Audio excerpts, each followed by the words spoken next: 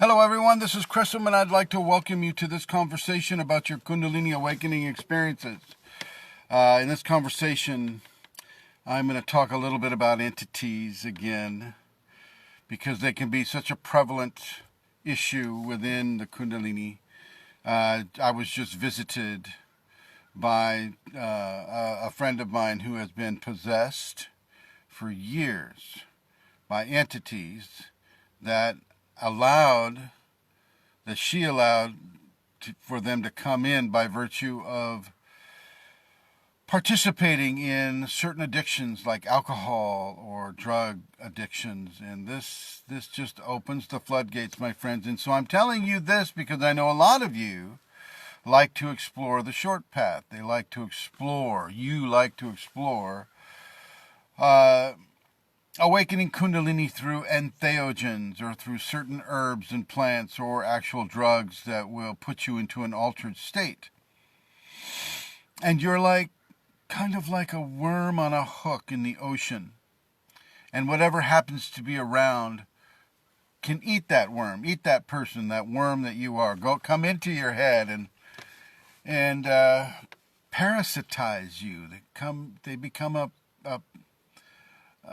parasitic to your form, and they're able to feed you thoughts, and they're able to feed you feelings sometimes, and they're able to try to corrupt your situation or to engender fear into your situation. And you just don't need this to happen, really. This can waste a lot of time. Now, of course, for some of you, there's a karma there that can be solved, and through that karmic solution, Kundalini will allow this to happen to you, will allow you to come into these levels of,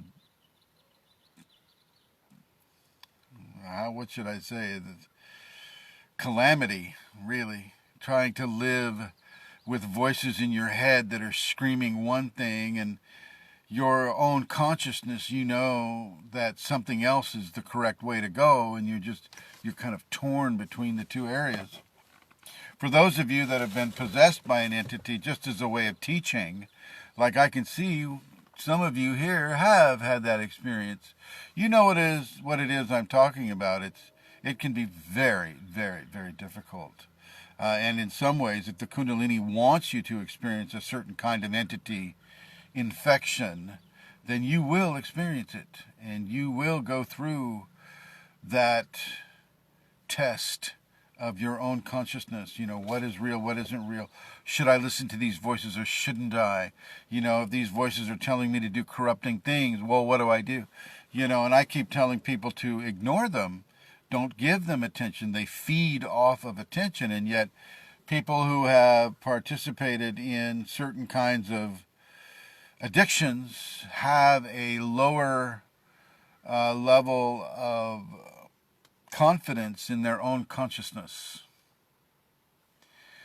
And that lack of confidence forces them in a way to be less assured about what the right thing to do is. And many people fall victim to this completely, and they become criminals, or they become a victim, a terminal victim of life in a way.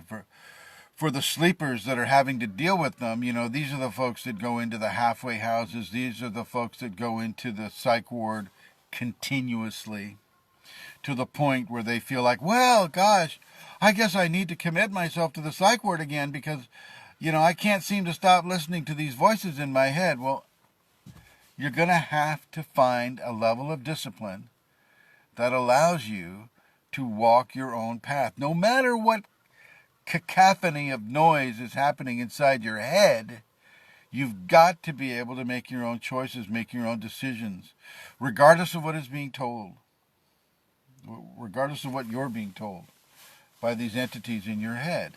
This is what schizophrenia is made of.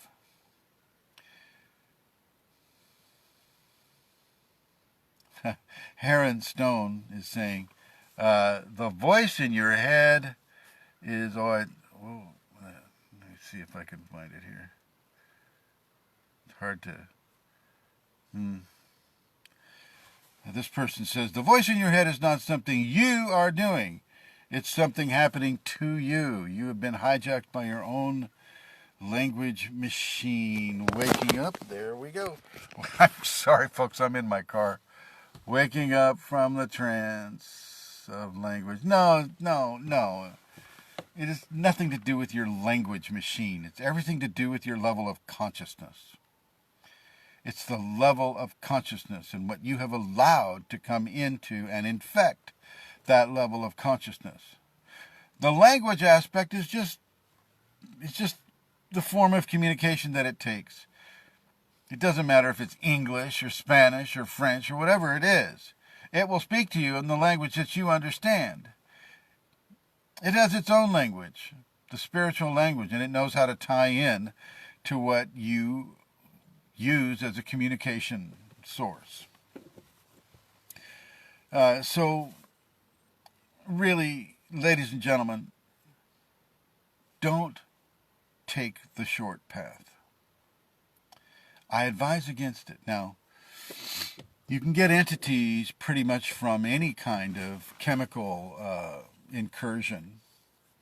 Ayahuasca, you can even get entities from ayahuasca because it also opens you up. But most of the time, it's the people that are drinking the alcohol and doing spiritual exploration. People that are smoking marijuana and doing spiritual exploration. This is going to open you up to entities. Doesn't guarantee that you're going to have it. Okay? It does not guarantee that you're going to have it. But there's a good possibility that you will. Now, let's see. I see all kinds of people here saying things. It's not all that difficult to break identification with the... He's still going off on the language machine. Okay, so I'd like to welcome everybody here. Emma and Akash and Susie and bring them on the camera. I don't know how to do that. I don't even know if the sound's good. Can somebody tell me if the sound is coming through to the point where you can understand it? Are my words saying one thing and then my mouth is moving, later on? Anyway. So yeah, if you're going to explore the Kundalini, don't do it using drugs. Pharmaceutical drugs, legal drugs, recreational drugs. Just don't do it using drugs. I don't know if you've noticed, though, Kundalini really is all about purification. Detoxification and purification. What makes you think that drinking alcohol or doing marijuana or LSD or whatever it may be is not going to toxify your system? What makes you think? What kind of hubris does a person need to have that allows him to think, it's like, hey, I'll just try this. This should be good. It's like, once again, you're the worm on the hook in the ocean. Yeah. Wow, the water's really warm. So you really want to, take a step back from your headlong exploration into the easy aspects of Kundalini. So let's say, I don't want to have to meditate, 21 minutes every day. I don't want to have to do the safeties. I don't want to have to do anything. I just want to eat this plant. And there I go. Instant gratification. Not a good thing. Not a good thing. And I understand the pull that it has on people. I don't want to have to make any kind of effort because that means I'll have to take time out of my day, which means I'll have to take time out of my chase for pleasure and have to put it into discipline like meditation, like doing the 5 Tibetans, like pranayama, like stuff that's just not fun and it doesn't give me the instant gratification that I like. Well, there you go. Some of you are going to pay a steep price for that easiness in your practice. So many people these days are taking the short path. Just pop that pill, just smoke that herb, just take that drug, and there you go. There you get to have that high, and you get to perhaps elicit a Kundalini response. But what comes along with that response can be a very, very, very harsh, hard, difficult experience to deal with and to remove. It takes a lot of discipline to remove some of these things. For some of you that have had the Kundalini consciously insert an entity into your process, well, that's a different story. That's your Kundalini doing it. She has control over that. So that's not the same thing what I'm talking about. You've already reached into the Kundalini, and the Kundalini is working with you, and it's deciding to let you know what it's like to have an entity, so you have an authentic experience with which to draw from, and perhaps to help others not have to fall victim to. So there's that. Now, I can see things here on the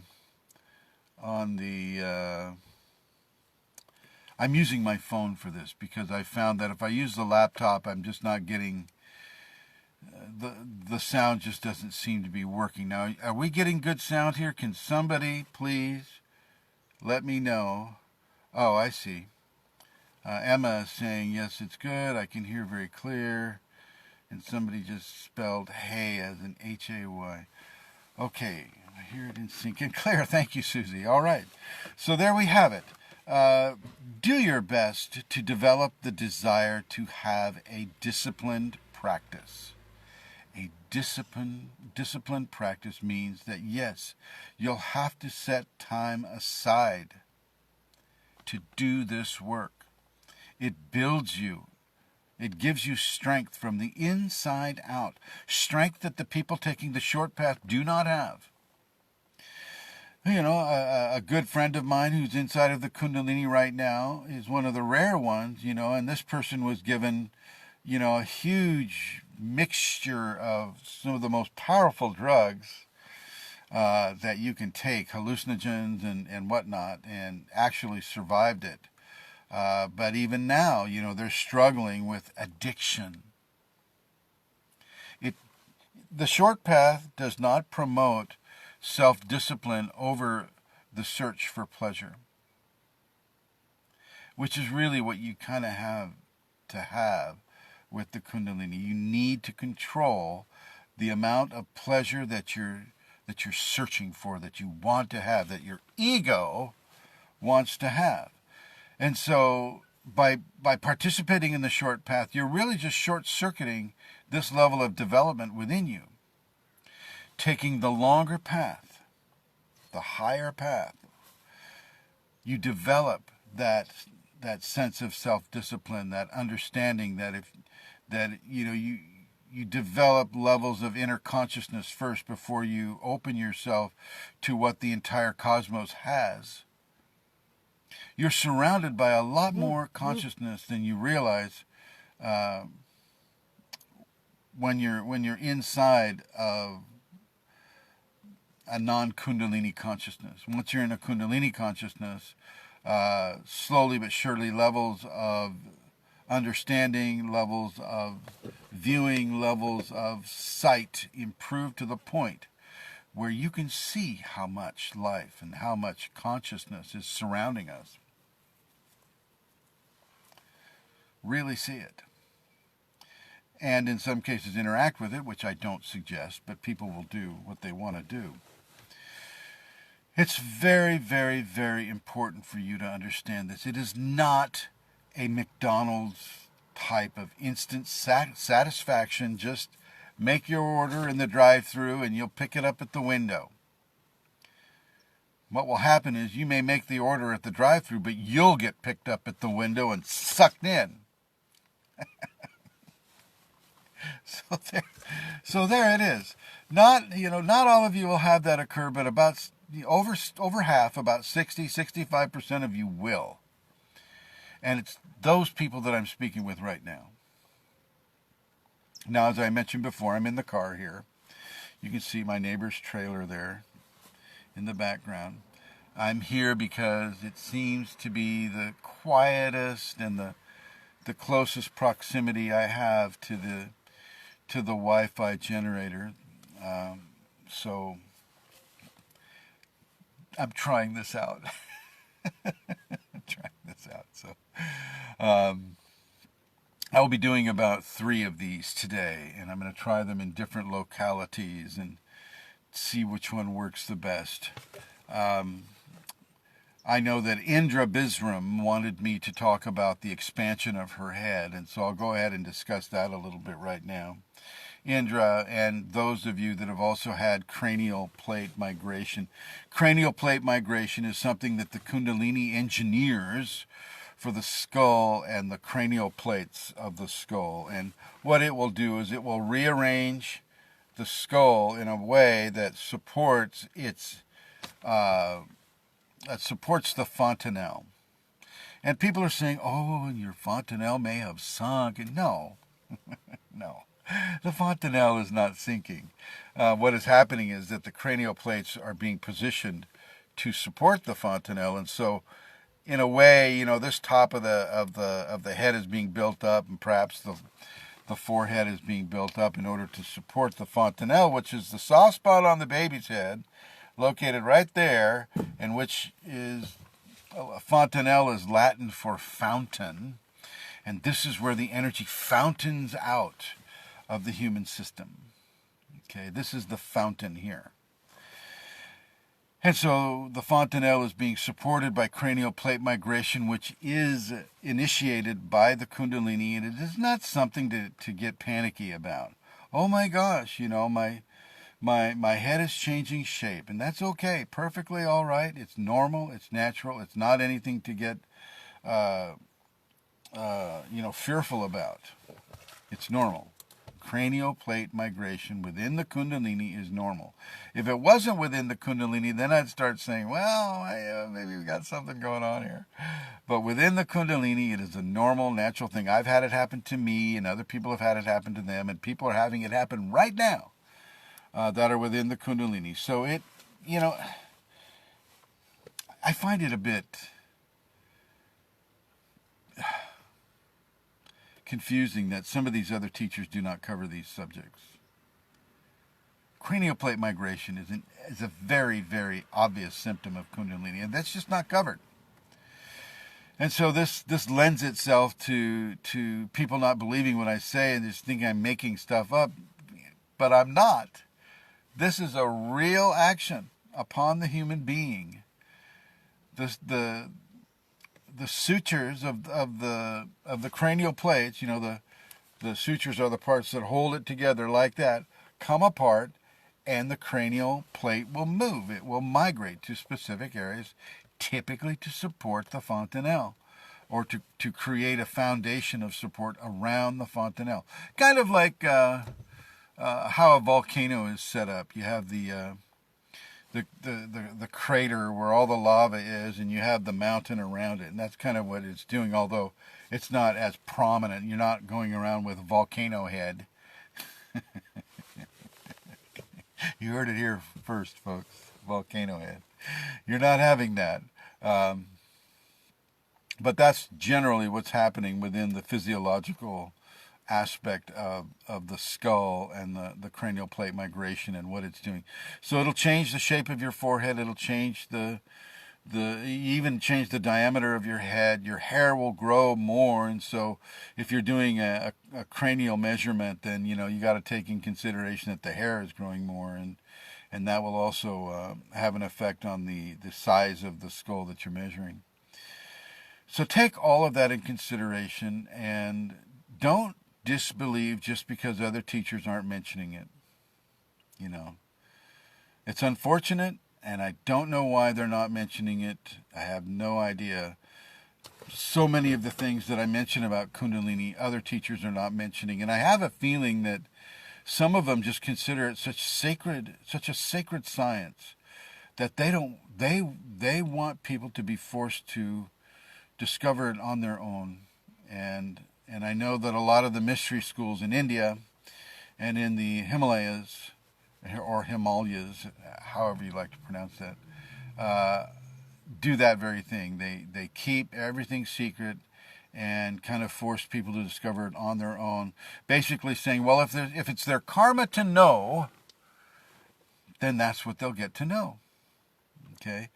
And what I'm saying is that if you're even listening to me talk about the Kundalini, then it is your karma to know. Or my karma would not even allow me to say it. Okay? So a lot of these subjects that I speak of, nobody else is going to be talking about. And, you know, it's irritating, but but maybe it's just for me to say. I don't know. And somebody is telling me my teachings are dead. Are dead something. Dead on. Oh, hi, Indra. They abbreviated it. So your teachings are dead. Maybe they're a dead science. I don't know. Aloha to you, whoever that is. Aloha. Ahmed Arafat says, well, he says, I am an MD and I just knew where the word fontanelle is driven from. Good, yes, indeed. And you're a Kundalini MD, which is a big deal in this world where there are so few physicians that are validating it, let alone experiencing it themselves. So I tip my hat to you. I tip my fontanelle to you, Ahmed Arafat. So good on you, my friend. Let's see if there's any other statements here. Have no idea what this green thing is. Oh, I see. They want me to wave at you. Hi, everybody. Waving. Okay, so your eye color will change, typically. Okay. I'm not speaking in absolutist terms with that. I know people's eye color who have not changed, but they become clearer. And by that, the clarity of the color of their eyes just becomes illuminated in an interesting way.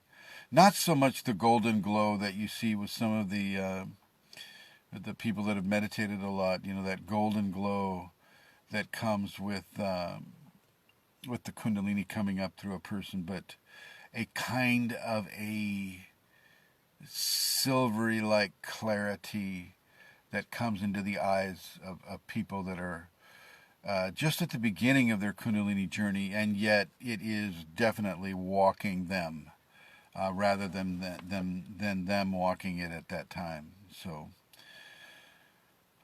there is that. And now if you have any other questions, yeah. Okay, so one of the things that nobody else is talking about is pulling the hair. Okay, you want to take and grab a handful of hair. You want to start pulling it. And once again, you'll find that you're pulling it around the fontanelle. Okay, so I'll just like demonstrate with my beard here because there's more here than there is there. So you pull it. You don't pull it to the point where it's causing you intense pain.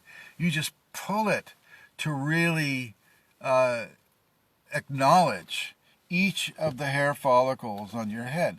For those of you that have a lot of hair, really get a whole handful of it and pull it up to the point where you maybe start to feel the pain, and then back off a little bit and just kind of do that all the way around the scalp. Pull it. And if you've got a beard like mine, do it with your beard. Pull it down and pull it out and really give acknowledgement to each of the hair follicles on the head and on the face. And the other thing is, now this, I have seen this this next phenomena that I'm going to talk about. I have seen this happen many times with different people, and this is at the beginning of some of the Kundalini phases that a person goes through, and you want to slap yourself. I know. I know, believe me, it sounds funny. Let me take my glasses off here. And so you get your hand, you just start slapping yourself. Oh, it's not a hard slap. When you go all the way around the head, you go all the way around the head and the face and the chest, and anywhere really where your hands can reach. And I know some of the people are just kind of going, "Oh my God, this guy is lost." Change the channel quick, and you should. Yeah, for those of you that are looking at this information and going, "Oh my God, he's so clueless," change the channel. You don't want to hear anymore. This will stimulate a lot of the minor chakras that are all over the head, the face, the chest, the arms. Do the same thing with the arms, the legs, the buttocks. I mean, wherever you can reach, give yourself a body slap massage. Now, we're not talking about eliciting pain. It's more of a stimulation. So if this elicits pain here, if that hurts, then you do this. Okay? Could you tell the difference? I don't know. It's a live video. I don't know if you can tell the difference at all. Let me scroll through here. There. Okay, so once again, if you do have any questions, feel free to ask them.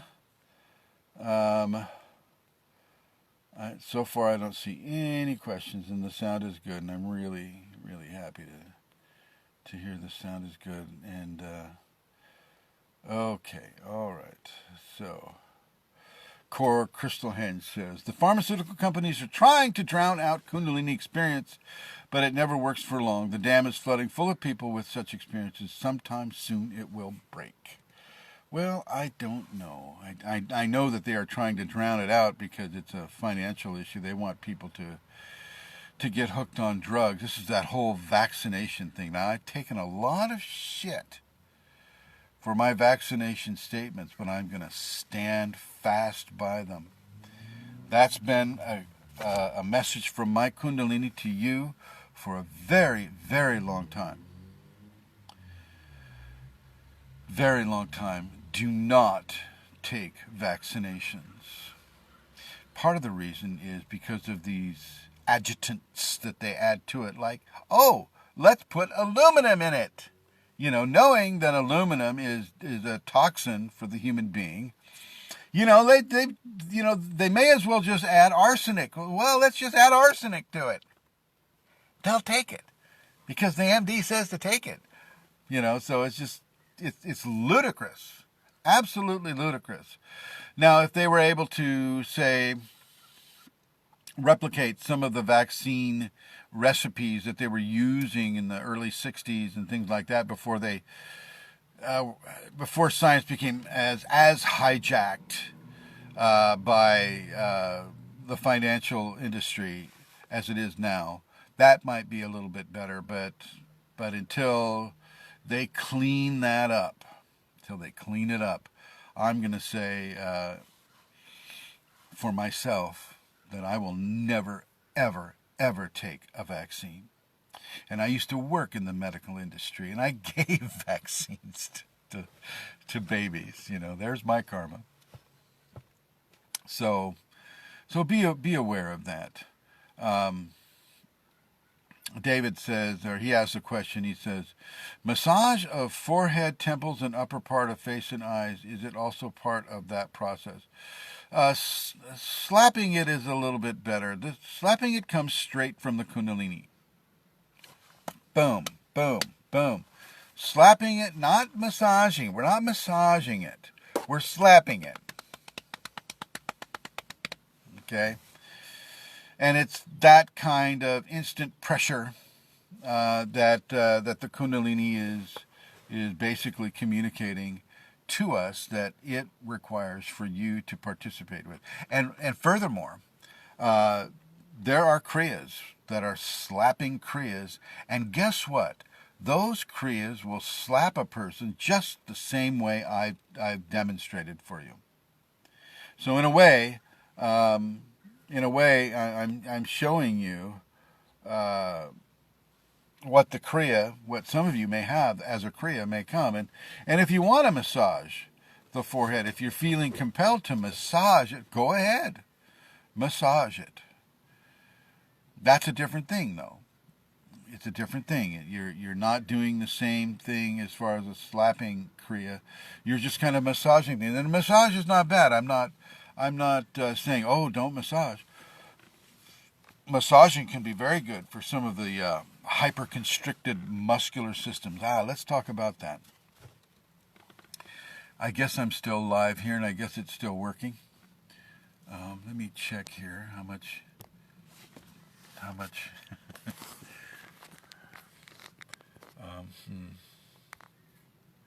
Well, this doesn't really tell me that much. Well, okay, I'll just go ahead and when it shuts off, it shuts off. Hyperconstricted muscle groups. One of the things that can happen within the Kundalini is that your muscles will hyperconstrict, and they'll stay that way, like an isometric exercise. The muscle group will just boom immediately constrict. You'll have absolutely no control over it. Happens a lot with the back. Happens a lot with the neck. Sort of with the arms. You can have it in the legs. The quadriceps will hyperconstrict. The calf muscles will hyperconstrict. You feel like you're going into a cramp, but you're not. And it's a very, very strongly held constriction that you're not going to be able to release. And that it can be uncomfortable. It can be uncomfortable. I'm not going to try to sugarcoat it for you. It can be uncomfortable, and yet it is very necessary. These muscle groups don't hyperconstrict accidentally. The Kundalini is doing that. And as it does that, it is transforming and changing the neural system, the lymph system, the actual synaptic nervous system within those muscle groups. These are being changed. These are being modified in a way. And let's see. Yeah, okay, so I'm just trying to go through some of the messages. So these hyperconstricted muscle groups will also happen in the diaphragm. And so you may feel that the muscle groups of the diaphragm pushing a portion of the diaphragm under the rib cage. This happens within the Mahabandha as well. Mahabandha meaning it's a group of 5 different positions that the Kundalini will place a person in, or if the person knows about it, they will place themselves within the Mahabandha. See if I can remember them. Tongue up, eyes up, fingers locked, rectum squeezed, and diaphragm under the rib cage. There you have the 5 constituents of the Mahabandha. And it's a consistent pressure. It's not like you're just, squeezing the rectum and then letting it go. No, it's a constant pressure, a constant closure. And this can be a very powerful thing, and people try to use that in order to initiate a Kundalini activation. Sometimes it works. Most of the time it won't, because that person hasn't prepared yet. Not everybody who seeks the Kundalini will get it. Okay, but if you try and hard enough and you work hard enough, you can. But for those who seek without self-discipline, there's a stiff price to pay, as I discussed at the beginning of this live video. So there we go. I'm going to go ahead and give this video here right now a break, and then I'm going to do 2 more on different subjects, and that'll be kind of how it is for today. I'm going to try a different location and see if I can get as good a signal here. And if I don't get as good a signal as I'm getting right now, I'll just come right back here and do it from here. Thank you for watching, ladies and gentlemen. May your day and night be blessed.